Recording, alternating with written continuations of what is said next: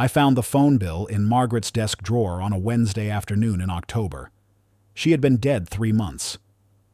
I was sorting papers for the estate when my thumb caught the edge of a manila folder tucked beneath a stack of church bulletins. Inside were printouts, dozens of them, each one itemizing calls to our old landline, the number I had kept active for 17 years after Sarah left. The number I had finally disconnected 2 years ago when Margaret said the telemarketers were getting worse and we should just rely on ourselves. I remember her hand on my shoulder when she said it. I remember how reasonable she had sounded. The calls were all from the same California number. They started 6 months after Sarah walked out and continued, sometimes weekly, sometimes monthly, for 15 years. The last one came 3 weeks before I disconnected the line. I sat in Margaret's chair with the papers across my lap and felt something cold move through my chest. Not rage, not yet. Just a recognition that the architecture of my grief had been built on sand. Sarah had been calling home, and someone had made sure I never knew. I am 68 years old. My hands are steady when I need them to be. I taught high school mathematics for 33 years, and I still wake at 6:15 without an alarm. These details matter because they explain why I did not crumple the papers, or weep, or shout into the empty house. I set the folder on the desk, made a pot of coffee, and began to think through what I knew and what I needed to learn. Grief is patient. It can wait while you gather facts. Sarah left the summer she turned 19. It was 2006. She had been accepted to a state school 2 hours north, but 3 weeks before the semester started, she told us she was not going. She was moving to California with a boy we had met twice. His name was Kevin, and he wore his hair long and worked at a record store that no longer exists. I did not shout. Margaret did. The argument lasted 2 hours and ended when Sarah carried a duffel bag to a car idling in the driveway. I stood on the porch and watched the taillights disappear, and I felt my wife's nails dig into my forearm. Margaret said Sarah would call when she got hungry or scared. I said maybe. I did not say that Sarah had my eyes and my stubbornness and that hunger and fear do not always produce surrender. I kept the landline because Sarah knew that number. I kept it even after we both got cell phones, even after the bill became an anachronism. Margaret asked me once a year why we still paid for it, and I said the same thing each time. In case she calls. Margaret would nod and the conversation would end. For 17 years, I believed my daughter had chosen silence. I believed she had found a new life and decided we were not part of it. I marked her birthday each year in my planner. I thought about her when I saw young women with dark hair crossing streets or sitting in coffee shops. I built a story in which I was the father left behind, dignified in my patience, waiting for a reconciliation that might never come. I had made peace with that story.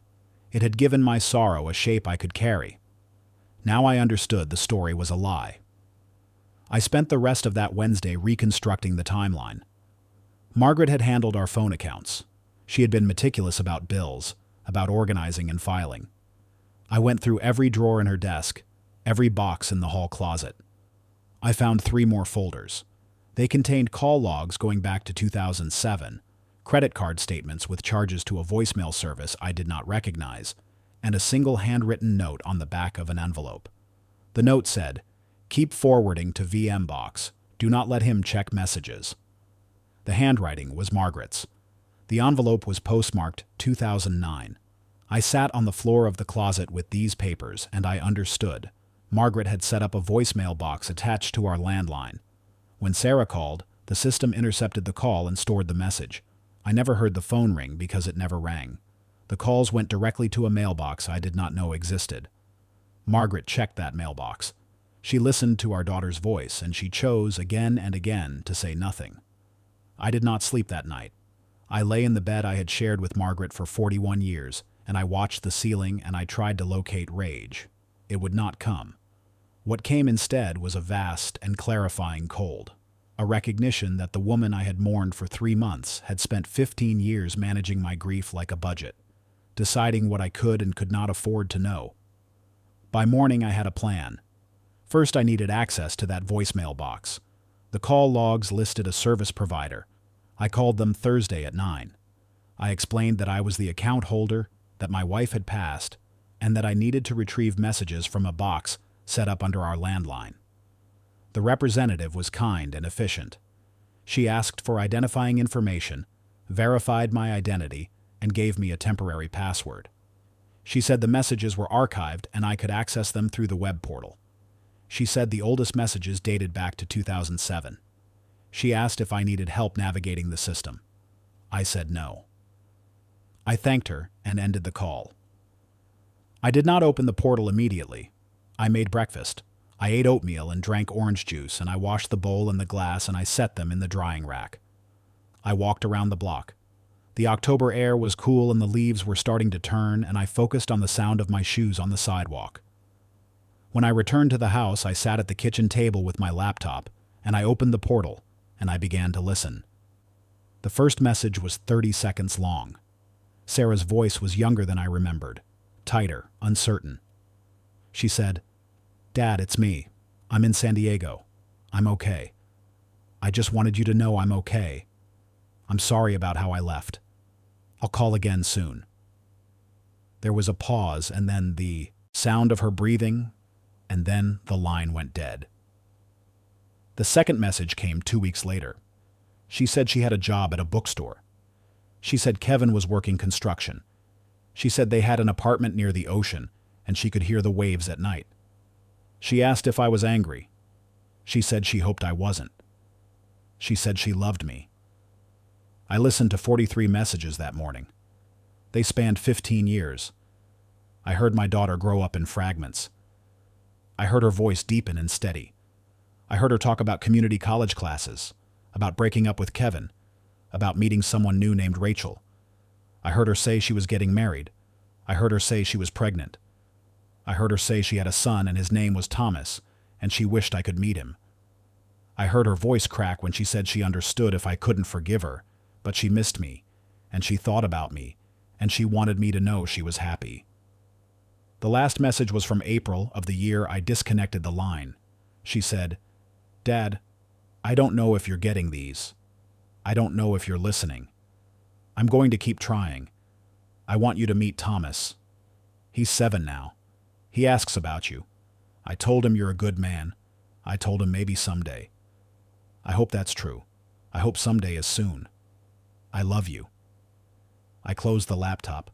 I sat in the kitchen and I felt the house around me, the house where I had raised a daughter and buried a wife and lived a life I thought I understood.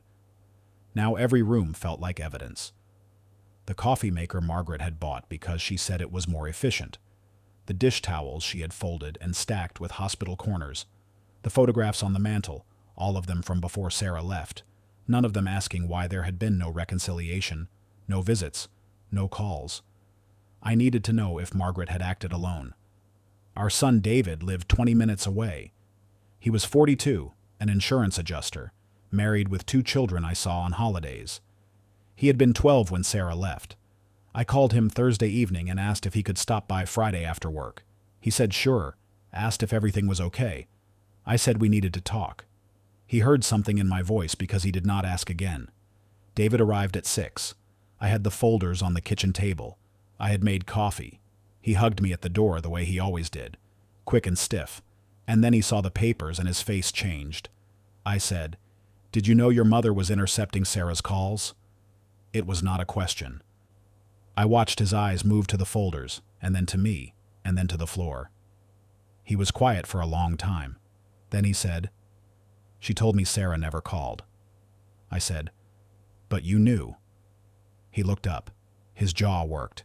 He said, "I knew she set up a voicemail thing. I was in high school. I asked her about it once. She said it was to screen calls from Sarah in case she was asking for money or trying to cause trouble. She said it was to protect you. To protect me. That's what she said. And you never thought to mention this." David's face went red. He said, "I was a kid, Dad. And then I was in college. And then it was just, I don't know, it was how things were. Mom said you were better off not knowing. She said Sarah made her choice, and you didn't need to be dragged through it every time she felt guilty." I poured coffee into 2 mugs. My hand did not shake. I said, "Your sister called for 15 years. She wanted to reconcile. She has a son. His name is Thomas. He's 7 years old. I have a grandson I've never met because your mother decided I didn't need to know he existed. David stared at the mug in front of him. He did not touch it. He said, I didn't know about a kid. What did you know? He was quiet again. Then he said, Mom told me Sarah called a few times early on. She said the calls were angry. She said Sarah blamed you for, I don't know, for not supporting her or something. She said it was better if you didn't hear it. She said she was handling it. Handling it? Yeah. I drank my coffee. It was too hot, but I drank it anyway. I said, Did you ever talk to your sister? No. Did you try? No. Why not? David looked at me and his eyes were wet. He said, Because Mom said not to. Because I thought Sarah didn't want to talk to us. Because I was angry at her for leaving and for making you sad, and I let it go. I'm sorry. I'm really sorry. I nodded. I said, You can go. He stood. He said, Dad, what are you going to do? I said, I'm going to call my daughter. He left. I heard his car start and pull away. I sat at the table with the folders and the cold coffee, and I thought about the architecture of a family. How it can be sound on the outside and rotted through at the core. How one person with enough patience and enough conviction can redirect everything. Margaret had believed she was protecting me. Or maybe she had believed Sarah did not deserve a second chance. Or maybe she had simply been angry, and the anger had calcified into policy. It did not matter. The result was the same. I looked up Sarah's number in the call logs. It was still a California area code. I did not know if it was still active. I did not know what I would say if she answered. I picked up my cell phone and I dialed and I listened to it ring. A woman answered on the third ring. Her voice was careful. She said, Hello? I said, Sarah, it's Dad. There was silence. I heard her breathe. I heard something clatter in the background, maybe a dish. Then she said, Dad? Her voice broke on the word. I said, I just found out you've been calling. I didn't know. I'm so sorry. I didn't know. She made a sound that was half sob, half laugh. She said, You didn't know. How could you not know? I told her. I told her about the voicemail box, about the folders, about Margaret's note. I told her I had listened to every message. I told her about Thomas. I told her I wanted to meet him. I told her I had spent 17 years waiting and I was done waiting. She cried. I heard her tell someone, probably Rachel. It's my dad. He's on the phone. He didn't know. I heard another voice, softer, asking if she was okay. Sarah came back on the line and said, Can you come here? Can you come visit? I said, When? She said, Whenever you want. Tomorrow. Next week. Anytime. I said, I'll book a flight tonight. We talked for an hour. She told me about her life, about Rachel, about Thomas. She told me she had been so angry when I never called back. And then she had been confused. And then she had convinced herself I hated her. She said she kept calling anyway because she needed me to know she was sorry, that she had grown up, that she loved me. She said she would play the messages for Thomas, the ones where she talked about me, so he would know his grandfather was real even if he never met me. She said she had almost given up. I told her I wish I had known. I told her Margaret was gone, and I could not ask her why she did what she did. I told her I was sorry I had not fought harder to find her. Sarah said it wasn't my fault. I said maybe not, but I still carried it. When we hung up, I sat in the dark kitchen and I thought about the 15 years we had lost. I thought about the birthday calls that never came, the graduations, the wedding, the baby. I thought about Margaret sitting in this same kitchen, listening to Sarah's messages, deciding again and again that I was better off in ignorance. I wondered if she had felt righteous or guilty or simply numb. I would never know. I booked a flight to San Diego for Sunday morning. I told David where I was going. He asked if he could come. I said not this time. I said Sarah and I needed to do this first, and then maybe later, if she wanted, we could all try. He said he understood. I did not ask him if he felt guilty. I did not need to. I could see it in the way he looked at me, in the way he could not hold my gaze. Saturday I went through Margaret's things with new eyes. I found a journal in her nightstand. It was leather-bound, expensive. I had given it to her 10 years ago for Christmas. I opened it to the first page. The entries were sparse, a few lines every month or so. Most of them were mundane, notes about garden plans or grocery lists. But scattered through the pages were references to Sarah. She called again today, still doesn't understand. Easier this way. Another message, still playing the victim. He doesn't need this. 15 years, and she still won't take responsibility. Protecting him is the right thing. I read every entry. Margaret had convinced herself she was the guardian of my peace. She had decided Sarah was toxic, manipulative, a threat to my well-being. And she had acted on that conviction with a thoroughness that was almost surgical. She had monitored the calls, archived the messages, and maintained the fiction that Sarah had chosen total silence. She had done all of this while sitting across from me at dinner, while sleeping beside me at night, while holding my hand at church. She had looked at my sadness and decided it was preferable to the risk of reconciliation. I closed the journal. I thought about burning it, but I didn't. I put it back in the drawer. It was evidence, not for a court, for myself, a record of the woman I had loved and the woman she had actually been. Sunday morning I flew to San Diego. The plane landed at noon. Sarah was waiting at baggage claim. I recognized her immediately, even though she was 36 now, even though her hair was shorter and she wore glasses, and the girl I remembered was gone. She saw me, and she started crying, and I crossed the space between us and I held her. She smelled like lavender, and something else, something I could not name. She held me tight, and I felt her shaking, and I thought about all the years when we could have been doing this. All the years someone stole. Rachel was in the car outside. She was tall and calm, and she shook my hand and said she had heard a lot about me. I said I wish I could say the same. She smiled and said we had time now. Thomas was at a friend's house. Sarah said she wanted us to have a chance to talk before he came home. I said that was smart. They lived in a bungalow 3 blocks from the ocean. The house was small and bright and full of photographs.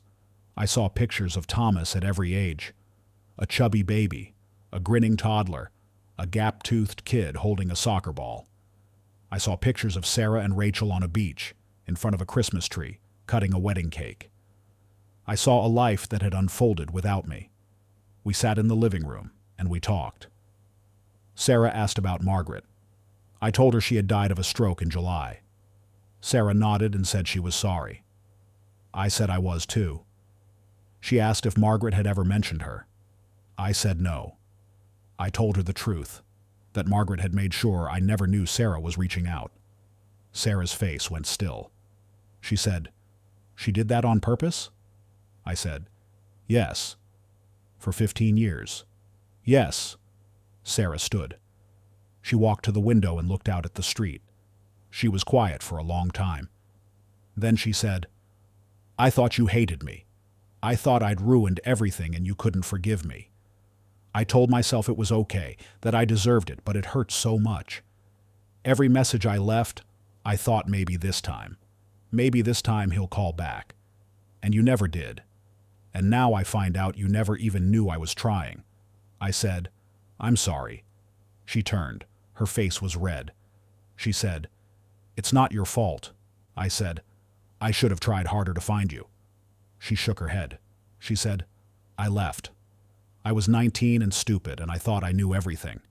I didn't call for the first 6 months because I was too proud. And then when I did call and you didn't answer, I thought that was my punishment. I thought I deserved it. Mom made sure of that, didn't she?" I did not have an answer. Margaret was dead, and I could not defend her, and I would not excuse her. I said, "She thought she was protecting me." Sarah laughed. It was a bitter sound. She said, "From what? From my apologies? From meeting my son? From having a relationship with me? I said, I don't know. Maybe she thought you would hurt me again. Maybe she couldn't forgive you and she decided I shouldn't either. I don't know what she thought. I just know what she did. Sarah sat back down. She wiped her eyes. She said, I don't know how to feel about this. I said, me neither. We sat in silence. Then Rachel came in with tea and we talked about other things. Thomas, his school, his friends, Sarah's job at a nonprofit, Rachel's work as a physical therapist, normal things, small things, the things families talk about when they are trying to build a bridge. Thomas came home at 4. He was small for 7, skinny and dark-haired with Sarah's eyes. He stood in the doorway and looked at me, and Sarah said, Thomas, this is your grandpa. He stepped forward and said, Hi. His voice was quiet. I said, Hi, Thomas. I've been wanting to meet you for a long time. He looked at his mom and she nodded, and then he came closer and said, Mom says you're good at math. I said, I used to teach it. He said, I'm not very good at it. I said, maybe I can help. We spent the rest of the afternoon together. Thomas showed me his room, his books, his collection of rocks. We played a card game I did not know the rules to, and he was patient when he explained them. We ate dinner together, pasta and salad. I watched Sarah and Rachel move around each other in the kitchen with the ease of long practice. I watched Thomas talk about his day, about a kid at school who could do a backflip, about a project on the solar system. I watched this family that existed without me, and I felt the weight of what had been taken. After Thomas went to bed, Sarah and I sat on the porch. The air was cool, and I could hear the ocean, a low, steady sound. She said, What are you going to do now? I said, I'd like to visit again. I'd like to get to know Thomas. I'd like to be part of your life, if you'll let me. She said, I want that too. I said, I need you to understand something. I never stopped loving you. I never stopped hoping you would come back. If I had known you were calling, I would have answered. Every single time. She was quiet. Then she said, I believe you. We sat and listened to the ocean. After a while, she said, Do you think she ever felt bad about it? About keeping us apart? I said, I don't know. Maybe. Or maybe she convinced herself it was the right thing so completely that she never questioned it. Sarah said, That's scarier. I said, I know. I stayed in San Diego for a week. I met Sarah's friends. I went to Thomas's soccer game. I helped him with a math worksheet. I had dinner with Rachel's parents. I walked on the beach, and I thought about the years I had lost and the years I might still have. I thought about Margaret and the woman she had been to me and the woman she had been to my daughter. I thought about David and the choice he had made to stay silent. I thought about the ways families protect themselves and the ways they destroy themselves, and how often those are the same thing. On the last night, Sarah and I sat on the porch again. She said, I'm glad you came. I said, Me too. She said, Are you angry at Mom? I thought about it. I said, I'm angry at what she did. I don't know if I'm angry at her. She's gone. Anger doesn't change that. Sarah said, I'm angry. I said, You're allowed to be. She said, I keep thinking about all the time we lost, all the things you missed. I got married and you weren't there. I had a baby and you didn't know. Thomas is 7 and you just met him. That's not fair. I said, No, it's not. She said, I don't know how to forgive her. I said, You don't have to. Not right now. Maybe not ever. You just have to decide what you want to do with the time we have left. She looked at me. She said, I want you in our lives. I want Thomas to know you. I want to make up for the time we lost, even though we can't really. I said, Then that's what we'll do. I flew home Monday morning. The house was empty and quiet. I stood in the kitchen where I had found the folders, and I thought about the sequence of events that had led me here. Margaret's death, the drawer, the papers, the voicemail box, Sarah's voice, saying she loved me, saying she missed me, saying she was sorry. 17 years of messages I was never meant to hear. I could have burned the papers. I could have erased the messages. I could have let Margaret's lie stand. But I had not. I had called my daughter. I had flown to San Diego. I had met my grandson. I had started to rebuild something I had thought was lost forever. David called Tuesday. He asked how it went. I told him. He was quiet for a long time. Then he said, "Can I call her? Can I apologize?" I said, "That's up to Sarah." He said, "Will you ask her?" I said, "I'll ask." I called Sarah that night. I told her David wanted to talk. She was quiet. Then she said, "I don't know if I'm ready." I said, "That's okay. You don't have to be." She said, "Maybe someday." I said, "Whenever you want, or never. It's your choice." She said, "Thanks, Dad." I go to San Diego once a month now. I stay for a week. I help Thomas with his homework. I cook dinner with Sarah and Rachel. I walk on the beach, and I watch the sunset, and I think about the life I have now, and the life I thought I had. They are not the same. This one is smaller in some ways, and bigger in others. I have a daughter who speaks to me. I have a grandson who calls me Grandpa. I have Sunday phone calls and video chats and plans for Thanksgiving. I also have a drawer full of papers that document a betrayal I will never fully understand. I have a dead wife whose memory is complicated in ways I am still learning to navigate. I have a son who is trying to make amends and a daughter who may or may not forgive him. I have years I cannot get back and years I am determined not to waste. Margaret used to say she knew what was best. She used to say she was protecting me, protecting us, protecting the family. She used to arrange and manage and decide. I let her because it was easier, because I trusted her, because I thought we wanted the same things. I understand now that trust is not the same as truth, that someone can love you and still believe they have the right to control your grief. That protection can be a kind of prison. I do not visit Margaret's grave. I do not need to. She is in every room of this house, in every decision she made on my behalf, in every year she kept my daughter's voice from me. I live with that. I wake up in the morning and I make my coffee, and I think about what I lost and what I have found, and I choose every day to move forward.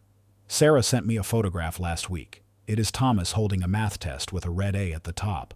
On the back she wrote, "He said his grandpa helped him." I put it on the refrigerator. It is the only photograph in the house that was taken in the last 17 years. I look at it every morning. I think about the voice on those messages, young and uncertain and trying so hard to come home. I think about the fact that she never stopped trying, that even when I did not answer, she kept calling. I spent my life waiting for a call that was already coming. Someone made sure I never heard it ring. I cannot undo that. I can only start from where I am. So I call my daughter every Sunday. I listen to her voice. I listen to Thomas in the background asking when I am coming back. I book my flights, and I show up, and I do the work of being present. That is all I can do. That is everything.